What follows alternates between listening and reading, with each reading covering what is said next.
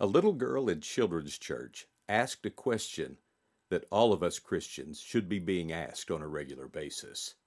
Coming up next on I'm Still Learning.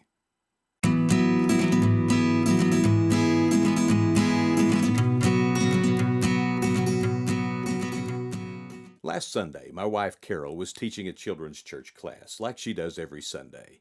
She was telling them the story about Paul and Silas and about how they had been thrown into prison for preaching the gospel. She told them about how bad this jail was, how it was dark and it was damp and it was stinky, and how they were in chains. And then she told them about how they were miraculously delivered from the jail and how they were able to lead their jailer to belief in Jesus. She passed out a coloring sheet that showed a picture of Paul and Silas in chains, sitting on the floor, lay with their back against the wall. A little girl looked at this picture and something about it puzzled her. And so she said, "Miss Carol, if they're in jail and if it's as bad as you said, why are they smiling?" And Carol was able to say, "I'm glad you asked."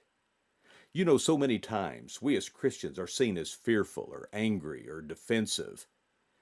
But how awesome would it be if instead people looked at us and were puzzled by our expression and asked, "Man, this world is a scary place.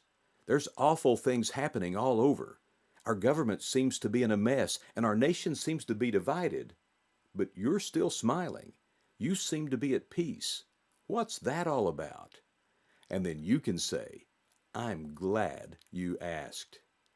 1 Peter chapter 3 tells us, "Always be prepared to give an answer to everyone who asks you to give the reason for the hope that you have."